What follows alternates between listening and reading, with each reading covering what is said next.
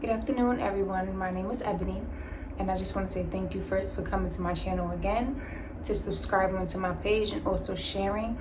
I got a lot of love, tons of love from everyone, and I just want to say thank you and I appreciate it. These videos that I put up is not for the likes, it's not for the fame. This is what I'm going through in my real life, and I decided to share it with you because the Lord told me I had to. So these are very personal for me, and I just want to take this time to give respect and thanks to those that have supported me, those that watch my video, and those who have just subscribed as well. It's greatly appreciated because this message is a message of hope. And when I leave and sign off from these YouTubes, I would like to leave a seed in everyone's head that watches my video. That's the goal.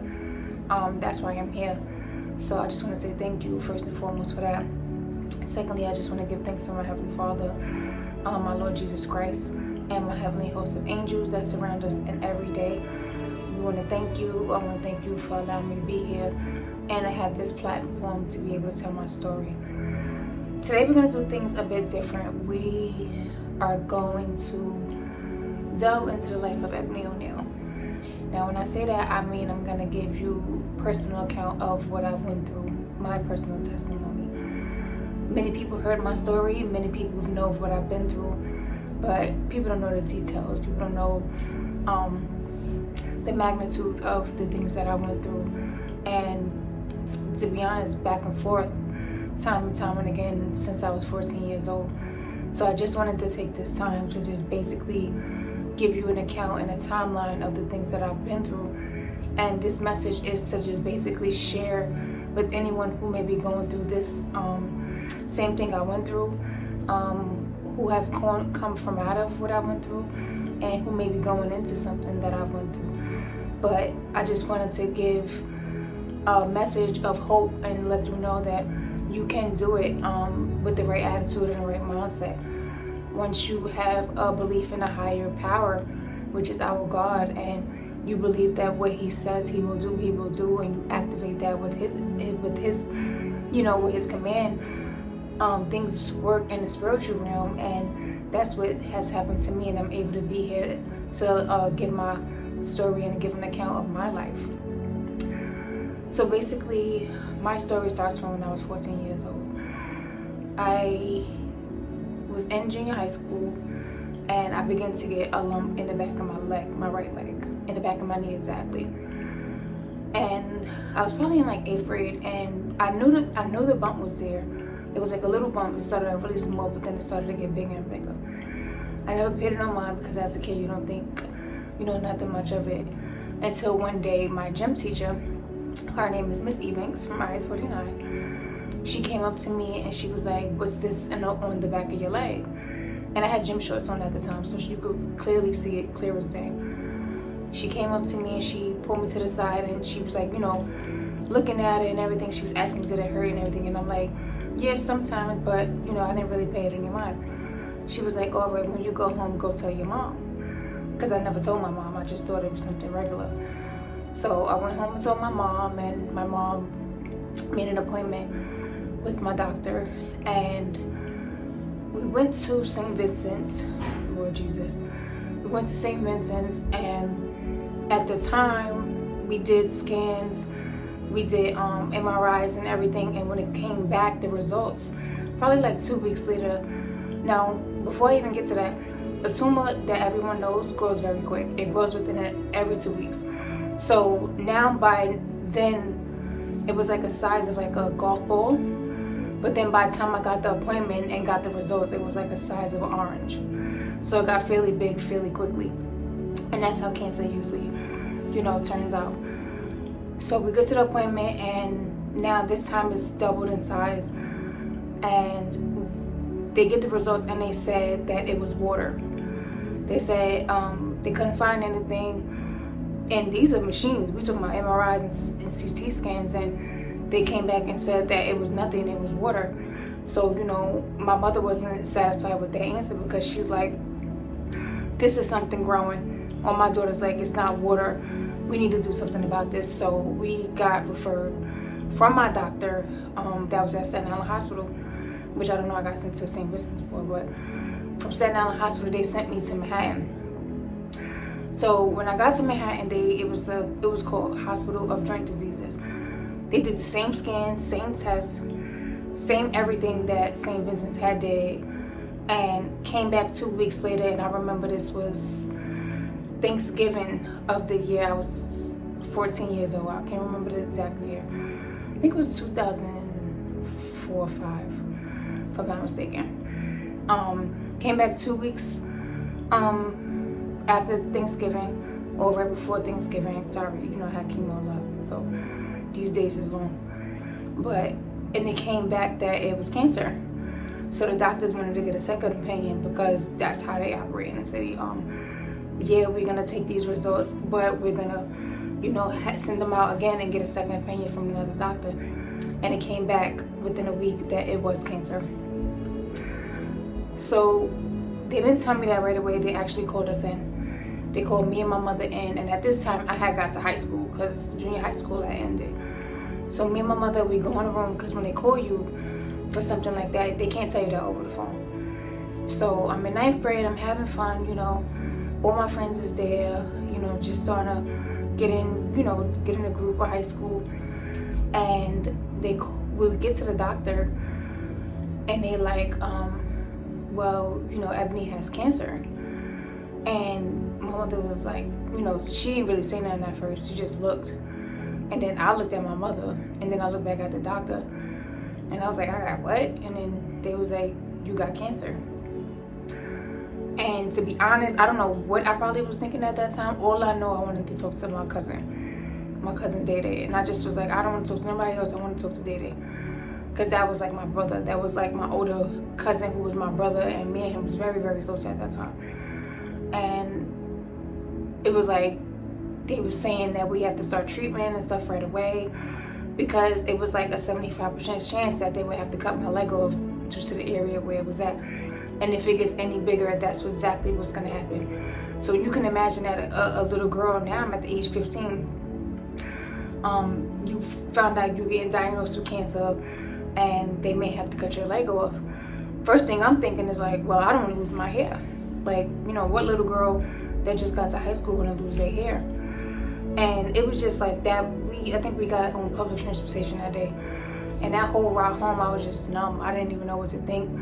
I was just thinking about my hair, to be honest. Like, everything else was like, well, I don't want to lose my hair. Like, so fast forward, I started treatment 2 weeks after that.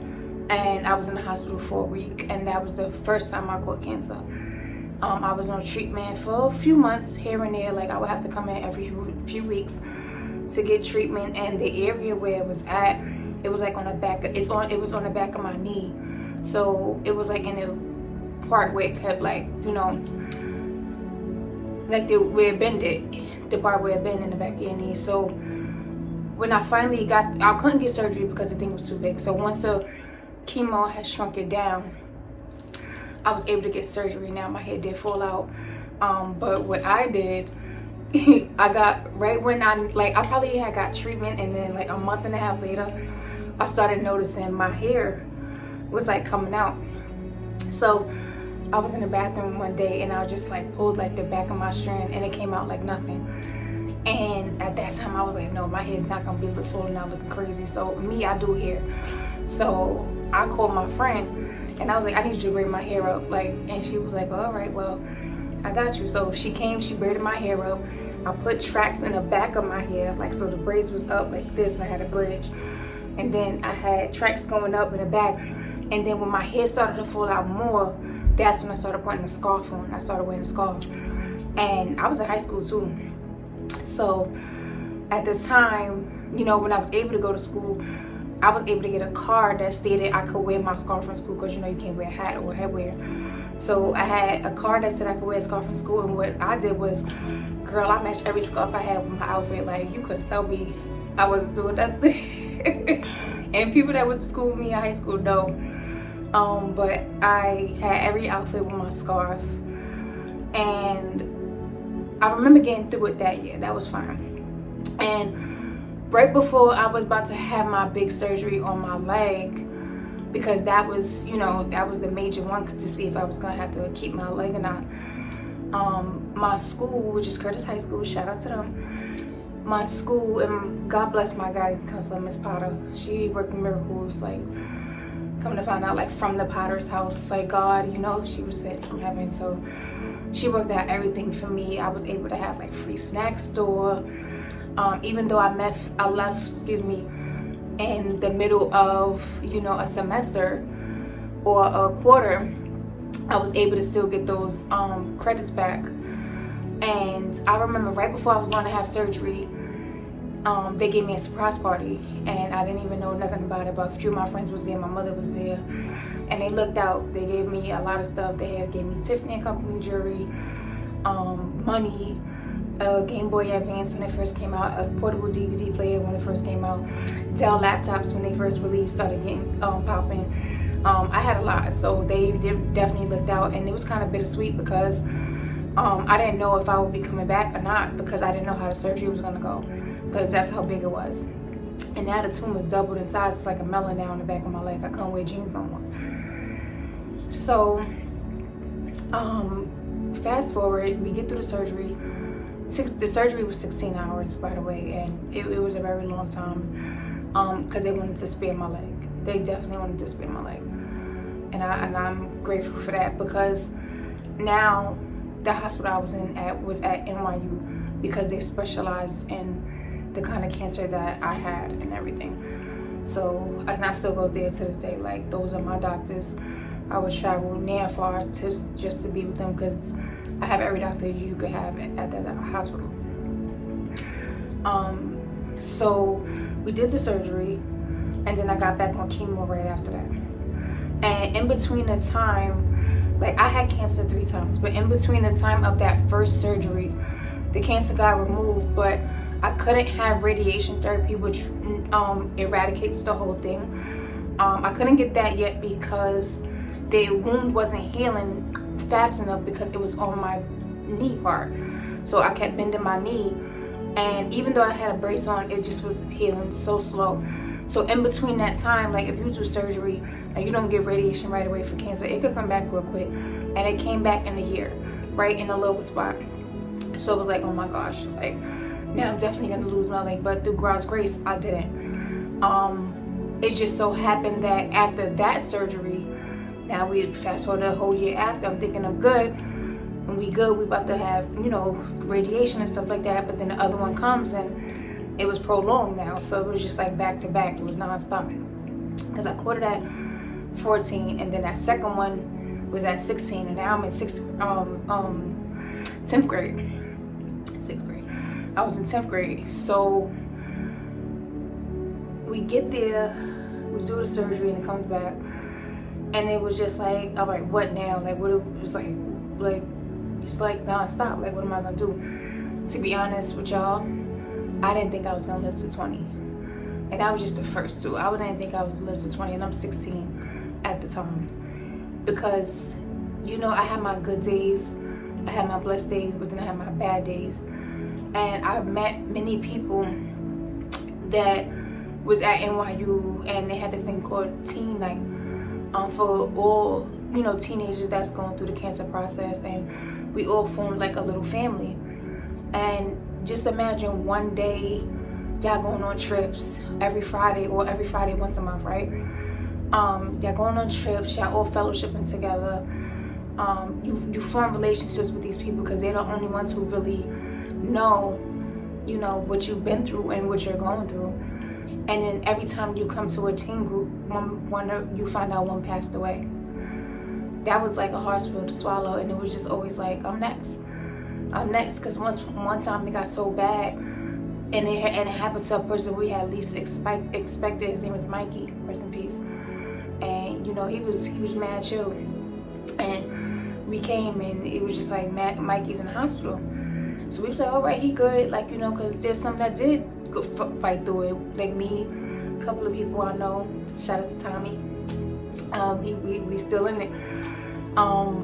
So it was a couple of, when Mikey got sick, it was just like, wow, like, you know, Mikey in the hospital? Like, no. Because he was always a lively one. He was always the one making jokes and stuff. And, you know, we like, he gonna be good. But then when we went to visit him in the hospital, it wasn't good at all. It was bad. He actually had a lot of tumors all over his face and his head and everything. It's like it spread everywhere. And then it's just like, I'm next. Like, no way I'm next. Like, I'm not gonna do it. So, but at the time, like, you know, some was in remission, some was good, some wasn't. So it just was like, you never knew. It was just like a whirlwind. So that's when I was 16. I had a good, like, it seemed like it came back every 3 years, every 3 to 4 years at the time. And the next time it had came back, I was 19. Now that one had came in my head, right under my skull. And if a lot of y'all remember, at that time is when Aaliyah had that hairstyle where she had the hump and then she had a ponytail down, and everybody was infamous for wearing that ponytail.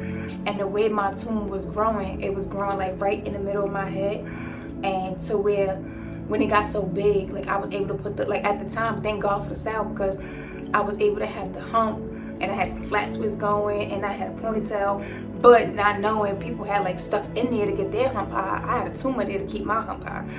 And it was just like, when I found out it was growing, I really didn't want to accept it, because I'm like, no, not again. It's in my head now. Like, I'm about to have surgery on my face. I'm about to be ugly.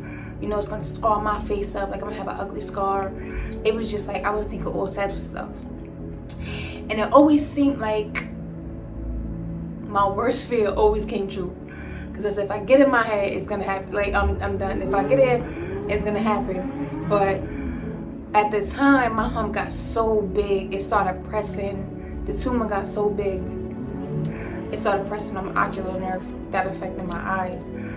And one day, like, my eye went double vision. And I'm like, I had to shake it out. And then it was like, it went back to normal. And I was like, oh, wow, okay. But in between the time, I am going to the doctor. Now, I'm old enough to go to the doctor by myself, because my mother always told me since I was 16. My mother, I'm the oldest of 7. So my mother had, you know, my other siblings to care for.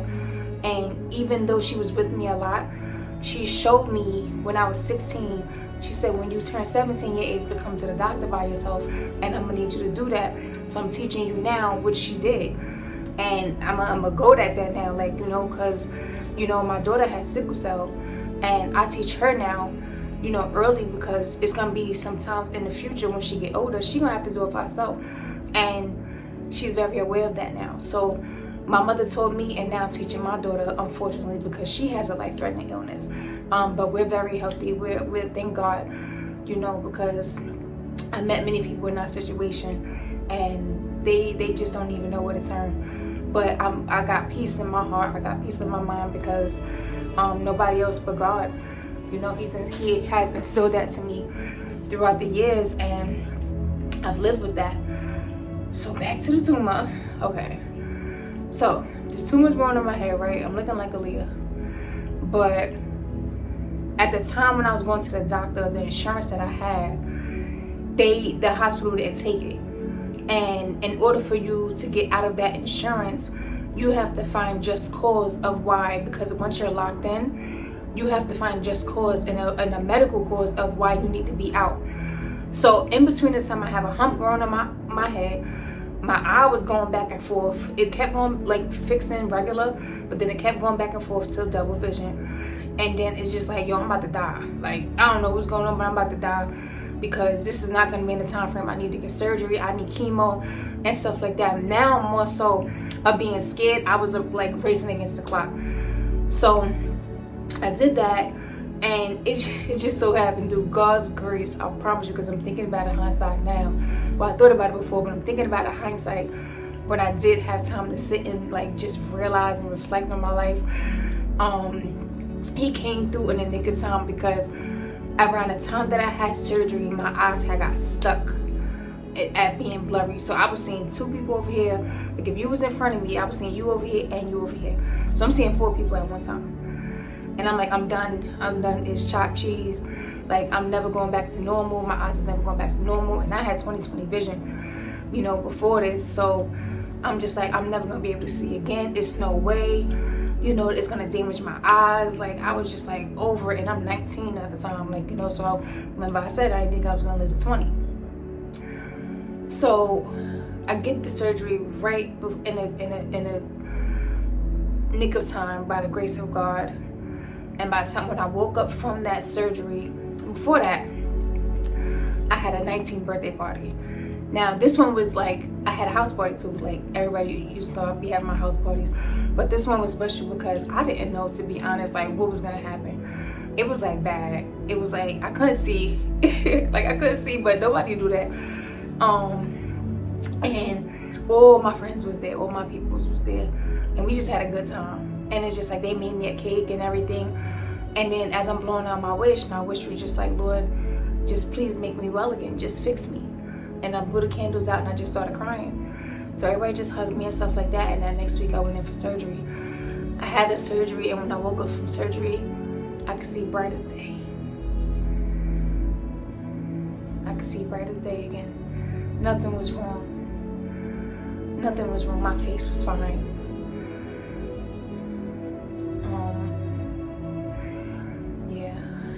Yeah. I'm sorry, but my face was fine. My head was fine. I just have like a scar going across my head like that now. But you would never know because I'm wear these wigs, honey. So, you know, it's covered up very good, darling. I know I don't need them, but my hair is very long, by the way. But I'm just so used to them since then. And now look, at 16, when wigs wasn't even in, I was wearing them. And now look, they $400 or $500 now. So, yeah. But yeah, so I woke up and I was just so happy. So I was able to go home. We got chemo, whatever, and we got radiation. The radiation was the one that I knew. Once I got the radiation, I was good because I know it wasn't gonna come back in that area. So fast forward, I'm good. I'm living life. I'm in school because I've always been in school. I graduated at the time. I didn't think I was gonna graduate with my class, but my guidance counselor actually made a way to where I graduated on time, got all my credits. I actually graduated with honors. And I wasn't in school my 12th grade year. So when I did come back my 12th grade graduation, everyone was so surprised to see me because I haven't been in school for a while because I was sick. So I came for graduation. I actually ended up getting my first job for a nonprofit called the Covenant House. I was working, I was going out of trips to town and stuff for trips, and everything was flowing, everything was good. And then I ended up getting, first of all, they said I could not have a baby. They said it would be very hard for me to have a baby because at the time that I got chemo and everything to my body, I was very young, and it may have possibly wiped out like my, you know, whole cycle and stuff like that, my eggs and everything. So it was like, you know, the chance of ever having a baby, that was like kind of out of my mind, and I never even dwelled on it. So I ended up getting pregnant, you know, and at the age of 20, but I didn't have my daughter till 21. Now, when I got pregnant and I found out I was pregnant, I think I was about 3 months along, and I didn't believe it. To be honest, I took about 5-6 tests, and I had ended up going to Virginia to my aunt's house. And I told my aunt, that was the first person. Nope, I told my preacher's daughter because me and her was cool. And then I told my aunt, and I told her, I was like, I think I'm pregnant. And she was like, well, how you know, Ebony? And I'm like, cause I took a test. And she's like, oh, well, I said, what kind of test you took? She was like, what kind of test you took? I said, I don't know, it's an expensive test, so I couldn't read it, but I'm pretty sure I said pregnant. And she's like, oh, well, go to the dollar store. Then, you know, the dollar store, take it in the morning, you know, cause you know, that's when you find out really, because your HCG levels is the highest. So I was like, okay, cool. So me and my cousin go, we get it. Next morning I took the test, pregnant. And I'm like, no way.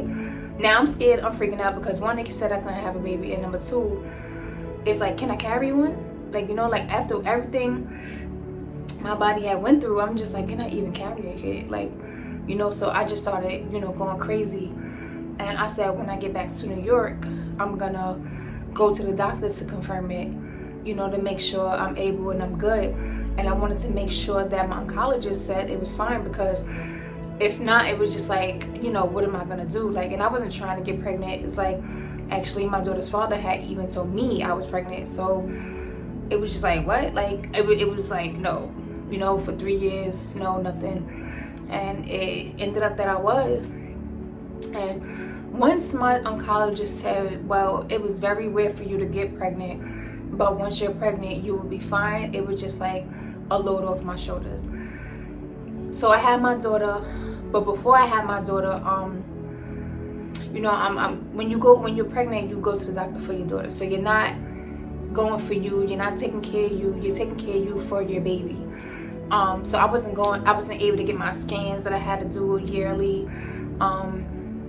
And that was kind of a mistake. So it was like, I wasn't, you know, trying to get pregnant. It wasn't something that I was honing in on and was like, oh, I'm gonna have a baby. And, you know, that was the furthest thing from my mom, because actually I had just signed up to be, you know, to get my bachelor's and become an undergrad.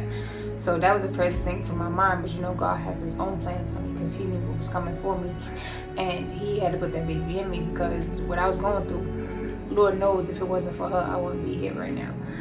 So I get pregnant, right? And once I have her, before you even get there, I even knew I was having a girl, because I always seen myself. I didn't want no kids, or I wasn't even thinking about kids, but I always seen a little girl running behind me, one little girl.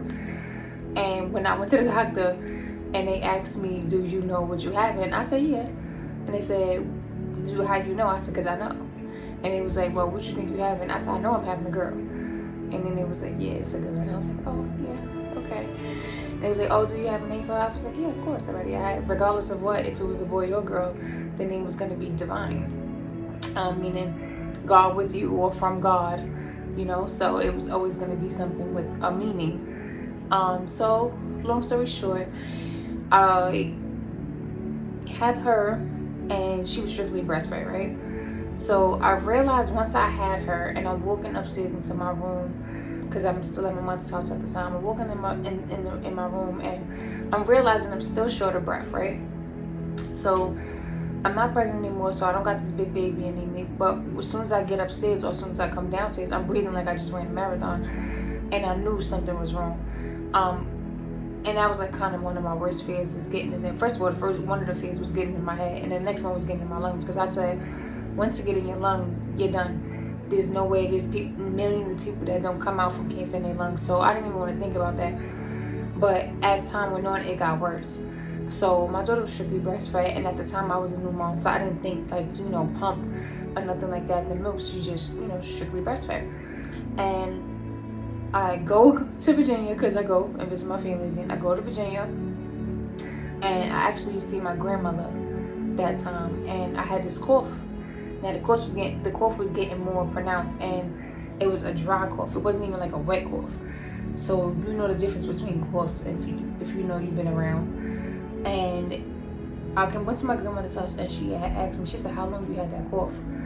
And I said, like 3 weeks. It probably was about 3 weeks by then, or a month. So I said 3 weeks, and she was like, oh, okay. She left it alone. She didn't say nothing. I stayed at her house probably like a week, or I was in Virginia for like a week, and she was around me, so she noticed me coughing still, and it didn't get better. And she was like, when you get to New York, I'm gonna need you to go back to the doctor. And I said, and I made a deal with myself, because that was my way of telling myself, if someone notices my cough and they say something about my cough, I'm going to the doctor. I'm gonna have to go to the doctor. That was the deal breaker. And my grandmother said it to me, and I was like, all right. And now I made an appointment with my doctor when I got back to New York, and they usually always see me right away. So the thing is, my daughter was strictly breastfed, so I had to bring her with me. She had to come in the room with me. She had to be right there in the shoulder, because she couldn't be away from me at least for like 45 minutes, nothing. So I had to take my child with me everywhere I went at the time. And she's only 6 months, so it was no way I was going anywhere to get nothing without her. So I'm getting that CT scan. I'm waiting for the cab service to come and pick me up to bring me back home. And I didn't even get to leave the building yet of the hospital before my doctor calls me.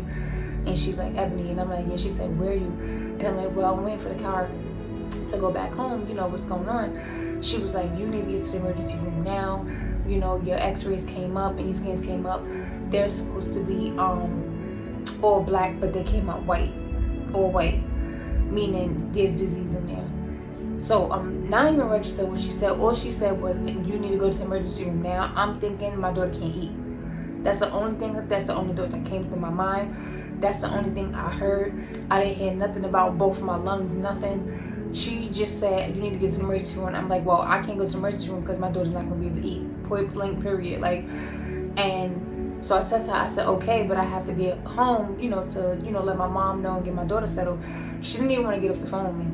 She was just like, stay on your right side because it's more on your left side and you don't want to breathe. And it was just like, I wasn't even registering what she was saying. I was just like, I got to get home to tell my mother and we got to figure this out with my daughter. That's it. So I told her I would go to the hospital the next day, but I have to go home tonight. I can't go tonight. Okay, so I get home. Now, I was getting weak at that time too, but my daughter never drunk. So I had tons and tons of cans under the cabinet. And I went home, told my mother that it came back again, and this time in both of my lungs, and she just started crying. And then we were just thinking like, my daughter. So I was like, I have to go to the emergency room, but I was very clear with my mother, and I told her, I said, I'm not going nowhere unless my daughter eats. Like, my daughter's not going to starve. We're not doing that. Like, she didn't ask to be here or anything, so, as her mother, I'm going to take care of my child, like, and at the expense of my life. And that's how I felt, and nobody could tell me nothing. And then someone said to me, they was like, well, how you going to take care of her if you dead? And then I had to think about it, and I'm like, you're right. So that night, it was just like I was crying. I was just like, I didn't know what to do. And then I'm just looking at my baby, and I'm just like, like a thought came over my head, like I don't try every nipple you could have that looks like a breast, imitate a breast. My daughter did not take a bottle whatsoever, not one time in her life of being born in 6 months. So I had bottles, I had everything, she just didn't take it.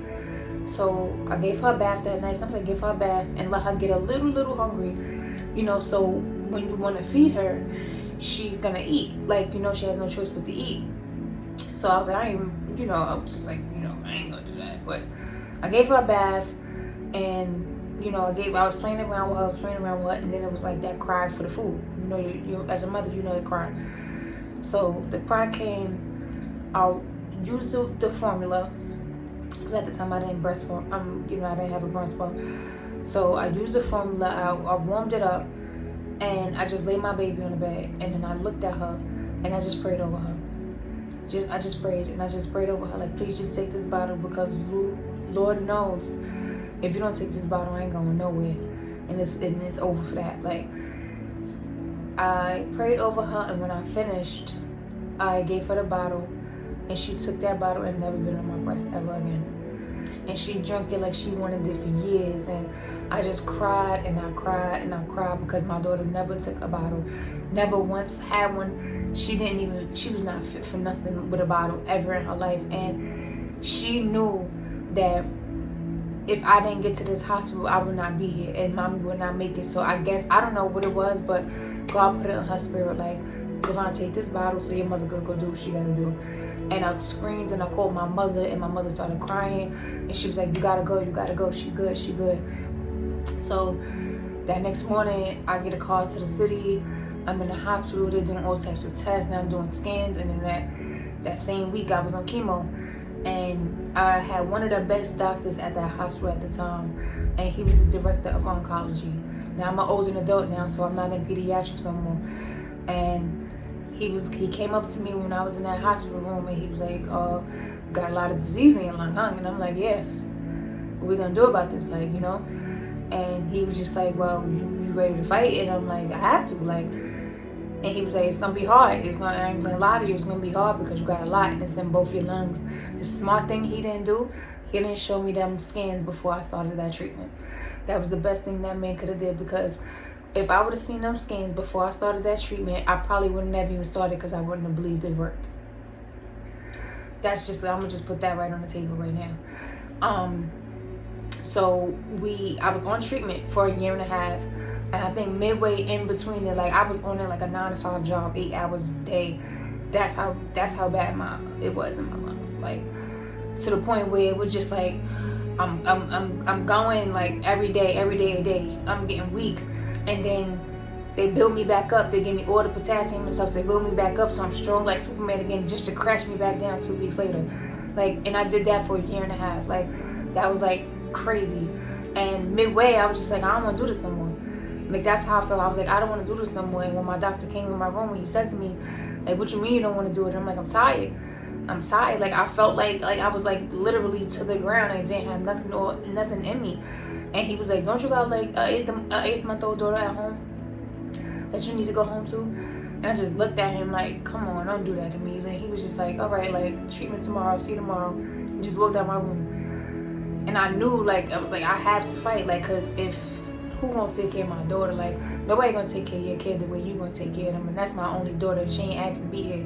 So I gotta fight for her. Like, even if I don't want to be here no more. Because I gave up, like, at that time. It didn't even register, like, my daughter at the time, because I was just so much in pain. Like, and it was just, I was so sick, and it was just like so weak, and I couldn't deal with it no more. It's just like, I don't want to do this.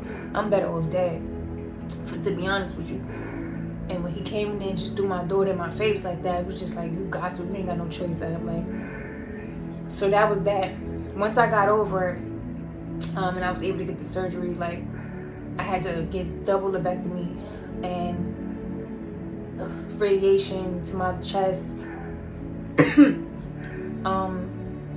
And then, you know, but I got over it. I beat it. And that was very hard because I had stage 4. Stage 4 in my lungs. And many people don't die. I mean, many people die at that stage.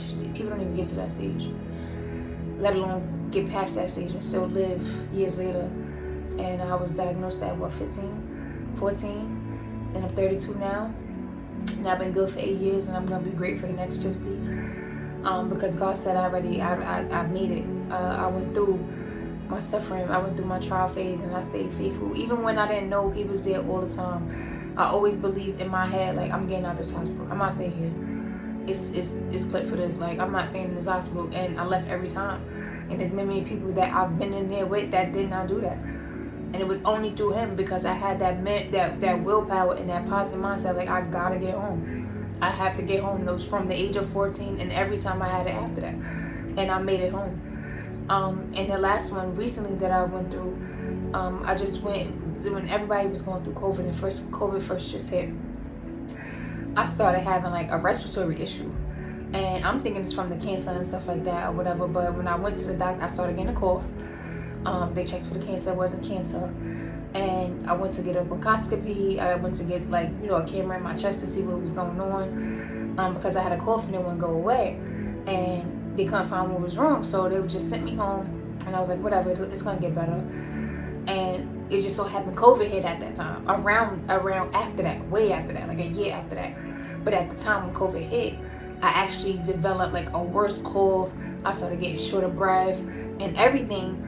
And it was basically, no lie, COVID symptoms without the diagnosis. To this day, thank God I never caught COVID, because I already had it for 2 years before it even came, like, basically, if you want to say that. Because I didn't have no, like, my taste buds and stuff didn't go away. But as far as the respiratory issue and affecting your lungs, oh, Lord knows I had that. And it was not nothing to play with. And I suffered for that for a whole year straight. While we was in quarantine and COVID, Ebony was in her house suffering like death. I had lost like 20 pounds, just like that. I was like at a point where I weighed 83 pounds. I never weighed 80. I don't even remember ever weighing 83 pounds, even when I was in junior high school. And I weighed 83 pounds, and I was just looking crazy. I couldn't breathe, like. But every day I'm like, I'm healed. I don't know what to say, but I'm healed. And I remember going to the doctor, and they couldn't find what was wrong. So I'm like, I'm gonna die. Like, nah, cancer ain't gonna take me out. This gonna take me out, because not for nothing, this was kind of worse than cancer. I ain't gonna hold you. This was worse than cancer. And it was just like, I'm coughing up mucus. Like, I lost weight. I can't eat. I got no appetite. I can't breathe. I'm walking. I can't even walk to my door, to my car, without having, like, stopping for breath like I won a marathon. It was like bad. And then when I was able, I had took off work and everything, because it was just like, if I go outside and I catch this disease, I know it's clipped for me. Like, I'm done, because this is a disease that attacks the respiratory system, and I literally have a respiratory disease that I don't know what's going on. And it was never COVID. Like, even till never COVID, it was just like I had the symptoms, and it was just like, where does this come from? So God had told me when everything was lifted with the quarantine and everybody was coming back outside, he said, go back to the doctor. because I was not going to no emergency room. I was not going to no hospital. It was slow for everything. Nobody was coming to my house. If you came to my house washing hands, XYZ spraying you down, I was not playing. Because I didn't know, like, you know, what would happen. And then my only thing is my daughter. Like, if I'm not here, who's going to take care of my daughter? Like, you know? And that's just what that is. So I go back to the doctor, and I go back to a different doctor this time, but in the same, you know, practice. And she did everything. Oh my God. And this was this year. She did everything and ran every test, and it still didn't come back what it was like. And I'm like, yo, if I said in another 6 months, I'm gonna be out of here. I couldn't. That's how bad it was. It was like, if in another 6 months, I'm not gonna live because I'm gonna die from respiratory failure. And it was like COPD mixed with asthma, mixed with bronchitis, and everything above. Like, I promise you, it was. And it was just like, yo, I'll be cancer, but I might have to die from not breathing. Like, what? And one day after that last procedure that she did, a few days after that, I coughed up something. And when I coughed it up, I saved it because I was like, this is not normal. I don't know where this is coming from. And I emailed her. We wrote her back and forth, and she was like, send it in. So I sent it in, and come to find out that was the cause of like my breathing issue. It was like a cavity in the back of my lung. Because when I went to my lung surgeon, I had asked him, I'm like, he's like, well, Ebony, I can't figure out how your lungs look the best they ever looked since surgery 8 years ago, but you're breathing worse. That don't make sense. And I'm like, you're telling me. And come to find out, she did it. And I was on treatment. I'm still on treatment right now. And it's like, I couldn't even do this video 6 months ago, a few months ago, because like, if you hear, I'm still winded and I catch my breath in between breath. But it was to the point I'm like talking, and I'm trying to catch my breath at the same time, and it was just not working. And then in between coughing like I'm crazy. But I just I want to give that testimony, and I felt like this one was needed. This video was needed because it was only God who got me through. It was only God who sent me to the correct doctors. It was only God throughout my whole life that has been able to bless me to give my testimony and to share this right now. I have nothing to do with this. I was just going through it, but he already paved the way for me to go through it and come out victorious. I'm a firm believer. Everything happens in my life through the grace of God. Everything that he allowed and everything that he, you know, didn't allow is from him. He's real. He's here. He listens. He sees. And once you call out to him, he will answer. And it's times we may go through things and we feel like no one's around or no one can help us, when he's just waiting for you to turn your ear to him and bend your knees and bend your head and just say, Lord, I surrender. Because it had to come to that point where just like, I can't do this no more. Like, once it was the breathing thing, I said, I'm done. You know, I wasn't a big drinker, but I had stopped drinking wine, everything. Like, I don't drink, I don't smoke, I don't do nothing. I backed away from a lot of things and a lot of people because I had to get myself spiritually right and, you know, come before him and like, what am I doing wrong that I'm feeling like this? Like, why am I sick? Like, why am I, you know, I was good for years, like, you know, like a good few years, like, but why am I going through this respiratory issue? It was just not making sense. And, you know, once I had that time to get clarity, he's, you know, he just put things in my path and people in my path and, you know, scriptures in my path that I needed to hear and I needed to see, and to let me know that I had to go through this, you know, so I could be a pillar for others and a beacon of hope, to let them know, like, yeah, I came through stage 4 cancer 3 times, like, you know, in the most craziest places, on top of a respiratory issue, like, and with a daughter with sickle cell. It's just like, whoa, like, so that's why I'm here. And I just want y'all to spread this. You know, their likes is cool, but I want y'all to send this to somebody who's actually going through it, you know, because there's always somebody in the background who needs just a seed, to plant a seed that he's there. Even when they don't know and they don't think he's there, he is there and he's listening. So just share it. We all got phones, we all got tablets, we all got computers. Just share it, send it to them, because I'm right here I'm a walking miracle, and I'm very proud of it. Because without him, I wouldn't be here right now, and I'll be in the dirt. And many a times that I've asked him and said, Lord, I'm done, I don't want to do it, he said, well, you don't got no choice, and you got to do it.